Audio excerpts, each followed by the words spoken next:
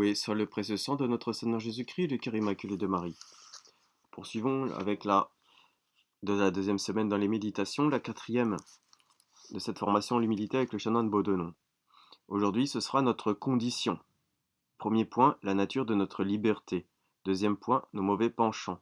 Troisième point, le monde et le démon. Quatrième point, les circonstances. Préparation pour la veille. La méditation de demain sera le développement de la précédente et en quelque sorte sa démonstration. Une analyse de notre condition par rapport au bien et au mal nous montrera l'extrême fragilité des ressources personnelles qui soutiennent notre vertu et la redoutable puissance des causes ennemies qui travaillent à la renverser. En jetant un grand jour sur notre situation infiniment précaire, ces considérations nous feront voir d'une façon plus saisissante la nécessité d'un secours spécial. Ainsi, la conviction raisonnée aujourd'hui viendra s'ajouter à l'impression ressentie dans la troublante méditation d'hier. J'appliquerai toute mon attention à cette recherche, que je ferai dans le but, non point d'appuyer une vérité de foi sur des raisonnements, mais d'en développer la lumière. Ô mon Dieu, vous devoir son salut. Est-ce donc si triste pour celui qui vous aime? Ô mon Dieu, sentir son impuissance totale, est-ce donc si redoutable à celui qui se confie en vous? Ô mon Dieu, ma misère a beau s'étendre sans limite à mes regards, votre miséricorde m'apparaît s'étendant plus loin, toujours plus loin, immensément. Oh, cette miséricorde me reste ouverte, tant que je me tiens devant elle avec la conviction de mes infirmités, tant qu'il reste à ma voix la force de lui crier. Pitié, ô mon Père. Voici la méditation prélude. Afin d'ajouter la conviction à l'impression, demandez la grâce de voir avec plus de clarté les circonstances qui rendent nécessaire une intervention spéciale de la miséricorde. Ces considérations, de tout temps proposées par l'Église, doivent être suivies sans contention et sans curiosité vaine. À plus forte raison, sans exigence déplacée. Scrutator maestatis opprimetur a gloria. L'œil qui veut imprudemment scruter la majesté divine sera aveuglé par l'éclat de sa gloire. La nature de notre liberté. Premier point. Considérons d'abord la nature de ce frêle instrument, à l'aide duquel nous faisons notre éternité heureuse ou malheureuse. La liberté. Je le sens. Elle hésite et varie bien souvent. Elle est agitée par les impressions diverses qui se succèdent. Elles dépendent si profondément des motifs qui la frappent. Se mettre sous de bonnes impressions, s'arrêter aux motifs favorables, tel est son principal moyen de se bien gouverner. Si elle est imprudente dans ce choix, si elle s'attarde par faiblesse sous des influences contraires, la voilà entraînée au mal. Or, après toute une vie de fidélité, ma liberté demeure essentiellement défectible. Ô Dieu, avec quel bonheur je vous remets ma liberté. Je l'assujettis à votre domination, je la confie à votre miséricorde. Prenez-la, gouvernez-la, soutenez-la, et au besoin réservez-lui vos inépuisables pardons. Ô mon Dieu, vous parlez ainsi, n'est-ce pas commencer à être humble? Deuxième point, nos mauvais penchants. Parmi ces influences funestes qui détournent notre liberté vers le mal, nos penchants tiennent le premier rang. Ils sont inhérents à notre être. Un simple manque d'équilibre les constitue. Ils se dissimulent sous mille apparences de bien. Et s'ils sommeillent, ils ne sont pas moins redoutables, car leur réveil, souvent, nous trouve confiants en nous-mêmes et par conséquent désarmés. Bon gré mal gré, ils vivent au fond de nous. Favorisés, ils commandent en maître. Combattus, ils demeurent en une influence latente qui travaille sourdement. Nos penchants vont plutôt vers le mal. L'Église l'enseigne, l'expérience le montre, le péché originel l'explique. Les sophistes seuls peuvent dire que l'homme, au fond, veut toujours le bien. Oui, il veut le bien, mais d'une façon indéterminée. En pratique, il confond le bien en lui-même avec son bien à lui. Et c'est souvent ce dernier qu'il préfère, le bien à lui. Là encore, il se laisse tromper par l'apparence, quand il passe son bien uniquement dans la jouissance, voulant jouir et jouir immédiatement. Cette tendance égarée agit sur la liberté par l'illusion et par l'attrait. Quel sujet d'épouvante quand on regarde au fond de soi-même. Pour y projeter une plus vive lumière, formons l'étrange supposition que voici, il n'y a plus d'enfer à redouter ni de Dieu à aimer. Il n'y a plus de réputation à ménager et plus d'inconvénients à craindre. Demandons-nous jusqu'où iraient alors nos excès Et que ce serait notre vie? Elle serait exactement ce que la feraient nos penchants, si elle n'était point contenue. Or, ces penchants existent en puissance, et ils sont, hélas, nous-mêmes. À cette force native, si l'habitude vient ajouter la sienne, quelle tyrannie! La liberté se trouve alors asservie et désemparée. L'horreur du mal ne lui offre plus ses répulsions instinctives. Les mauvais penchants grossissent l'entraînent comme un torrent, et la conscience des faiblesses passées lui ôte tout courage. Or, que d'habitudes fâcheuses, despotiques, peut être formée par de nombreuses défaites. Qui arrachera à la mort cette victime? La seule miséricorde de Dieu. Qui portera la miséricorde à l'exercer, à s'exercer? L'humilité. On a vu des personnes, même durant la série de leurs fautes, se jeter dans l'humilité comme dans un lieu de refuge, et la miséricorde ne les a point repoussés. Très important ça. On a vu des personnes, même durant la série de leurs fautes, se jeter dans l'humilité, comme dans un lieu de refuge, et la miséricorde ne les a point repoussés. C'est ce que nous disions dans le dernier chapitre, le chapitre 12, la dernière vidéo 12. Le monde et le démon, ça c'est le troisième point. Le monde, maudit par le Sauveur, nous enveloppe comme l'atmosphère, et nous pénètre de ses poisons comme les épidémies de leur ferment. Rien n'agit aussi fortement sur l'homme que la conduite des autres hommes. Ce que tout le monde fait, on admet instinctivement qu'on peut le faire, et devant cette persuasion sans raisonnement, tous les raisonnements succombent. Les saints, qui ne sont pas comme nous des esprits forts, savent quelle est la puissance du démon et quelle est son activité. Mais son influence n'est-elle pas plus fatale sur ceux qui ne la remarquent pas? Or, nous ne pouvons pas quitter le monde. Nous ne pouvons pas nous tenir à l'écart du démon. L'esprit du monde nous amollit. La ruse du démon épie le moment favorable. Complices de nos penchants, ne peuvent-ils pas réunir leurs forces pour entraîner notre imprévoyante liberté? Que deviendrons-nous si notre orgueil, nous aliénant le cœur de Dieu, nous livre seuls à de tels adversaires? Quatrièmement, les circonstances. Il est des circonstances où nous succomberions certainement, quoique librement. Dieu les connaît toutes et jusqu'au plus redoutable. Il mesure le degré de résistance que nous pouvons leur opposer, et il sait que dans tel et tel cas, ce degré, suffisant en lui-même, serait rendu impuissant par nos propres défaillances. Ces cas désespérants, les laissera-t-il se produire ou les écartera-t-il? Une fois la lutte engagée, viendra-t-il à notre secours ou permettra-t-il notre chute? C'est le secret de sa libre détermination. Mais il s'éloigne, mais s'il éloigne le danger ou s'il fortifie la résistance, c'est l'effet d'une grâce qui ne nous est point due. Quelle est donc écrasante notre dépendance? Ô mon Dieu, vous connaissez le concours de tous les événements. Vous prévoyez ces jours de désœuvrements énervés où l'âme s'abandonne. Vous constatez ces relâchements successifs qui détendent les ressorts de la volonté. Avant de vous décider à envoyer un secours spécial, vous jetez les yeux sur les dispositions de cette âme en danger.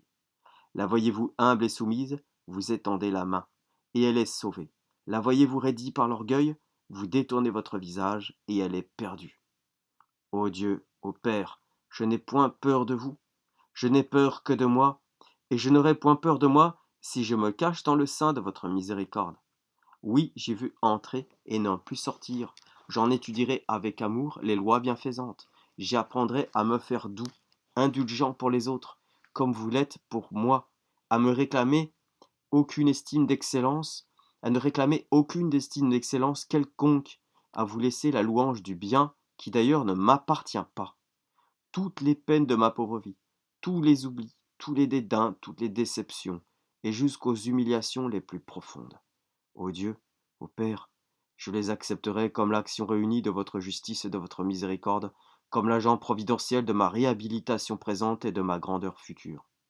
Ô Dieu, ô Père, ne m'avez-vous pas donné votre Fils Jésus? Avec lui je suis sûr de vous, vivant de lui je suis sûr de moi. Ô Jésus, venez dans mon néant, remplissez-le, animez-le, vivons ensemble, ensemble aimons et avançons. Avanti. Ô Dieu, ô Père, vous ne me faites sentir vivement mon impuissance, que pour m'amener dans vos bras. Entre vos bras et sans cesse sur l'abîme, quel bonheur! Je dépends de vous, et je me presse plus étroitement sur votre poitrine adorée. Résolution, prendre en pitié ma vaine assurance, supplier Dieu de dissiper mon aveuglement. Nous poursuivons avec ces 2 petites pages, c'est la fin de la méditation, qui s'intitule Éclaircissement sur les 2 méditations qui précèdent, que nous venons de voir. Un étonnement mêlé de frayeur est l'impression qui résulte presque inévitablement de l'analyse de toute vie, vie de l'âme, vie du corps, vie même de la plante. Tout y apparaît si délicat, si compliqué, si fragile que l'on craint à chaque instant de voir un tel organisme victime du plus léger accident. La lecture des livres de médecine, par exemple, a coutume de produire cet effet. Heureusement, pour y agir, on a mieux que l'analyse, on a l'expérience. Il semblerait que notre être n'est pas viable, mais il vit, qu'il ne peut résister à tant de causes de destruction, mais il dure. Ainsi en est-il dans l'ordre surnaturel. L'analyse des lois qui le régissent reste menaçante, mais la réalité des faits modernes nous alarme. Il y a toujours un jeu pour remédier à tout. Cette merveilleuse action qui, dans l'univers, s'appelle la providence. Il y a toujours un jeu pour remédier à tout, cette merveilleuse action qui, dans l'univers, s'appelle la providence et qui prend ici un nom plus rassurant encore, celui de miséricorde. Pas un chrétien qui, de fait, n'ait largement le pouvoir d'éviter tout péché mortel et celui de se relever s'il pêche. Pas une âme qui ne puisse obtenir par la prière, tout ce qui lui manque, et pas une qui soit un seul moment privée du pouvoir de prier. Ce que nous ne pouvons peut-être pas aujourd'hui, nous le pourrons demain, si nous usons bien des grâces moindres qui nous préparent à ce dernier effet. Gratiae remote sufficientes. Certains secours qui ne nous sont plus dus rigoureusement nous seront pourtant donnés infailliblement. Et qu'importe pour nous le droit strict à ces secours, s'ils nous arrivent aussi sûrement par grâce. Au jour du jugement, chaque âme sera contrainte, par l'évidence, de confesser que Dieu était bon et très bon pour elle. Il n'y aura pas une exception à cette règle, car nous sommes tous sous le régime de la miséricorde, et partant, ne l'oublions pas, sous celui de l'humilité. Nota. Lire dans le traité de l'amour de Dieu les chapitres où saint François de Sales traite cette question avec sa sûreté de doctrine et sa lucidité ordinaire. C'est dans le livre 4, chapitre 7 et suivant. Dieu n'a pas le bras raccourci, chers auditeurs, auditrices, chers frères et sœurs catholiques. Heureusement, Deo gratias, gloria in altissimis Deo, et in terra pax hominibus bone voluntatis, pour ce chapitre. Ah oui, c'est vrai, Maître-Ollier, pardonnez-moi, leçon 25, et qui clôture en fait la première partie du catéchisme chrétien de ses œuvres complètes. Du mystère de l'ascension de sa grâce et de son état qui est celui des parfaits. Qu'est-ce donc que l'état et la grâce du saint mystère de l'ascension? C'est un état parfait de consommation en Dieu, un état de triomphe et de gloire achevée, un état où il ne paraît plus rien d'infirme. Paraissait-il encore quelque infirmité en notre Seigneur Jésus-Christ après sa résurrection? Il en avait encore quelques marques, et il semblait se dépouiller quelquefois de la gloire parfaite de sa consommation en Dieu et de sa totale ressemblance à son Père. Il rendait encore son humanité palpable et visible aux yeux de ses apôtres. Il mangeait avec eux, mais au jour de son ascension, sa gloire ne souffre plus d'interruption ni de suspension. L'éclat n'en est plus supportable aux yeux des hommes. Étant entré dans la splendeur de Dieu, son Père, il demeure caché dans son sein, il ne tombe plus sous nos sens, et quoiqu'il y conserve les qualités de la nature humaine, il ne les assujettit pas plus à notre infirmité.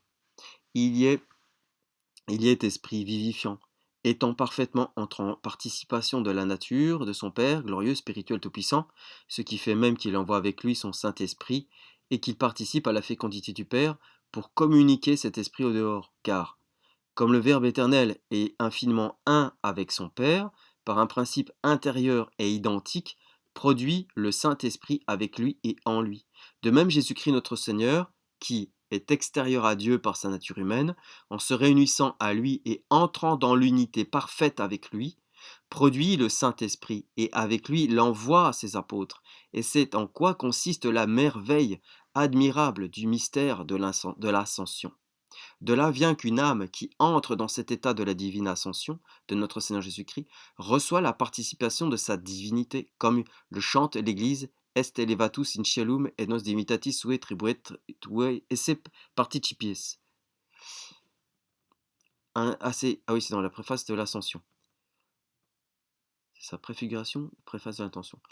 Après le saint apôtre qui avait dit que nous sommes faits participants de la nature divine, dans la deuxième, Saint Pierre de la deuxième 1,4, état admirable de l'âme, intérieurement rendu conforme et entièrement semblable à Dieu, et comme disent les saints, parfaitement déiforme, c'est-à-dire tout ardente d'amour et lumineuse de la clarté de Dieu.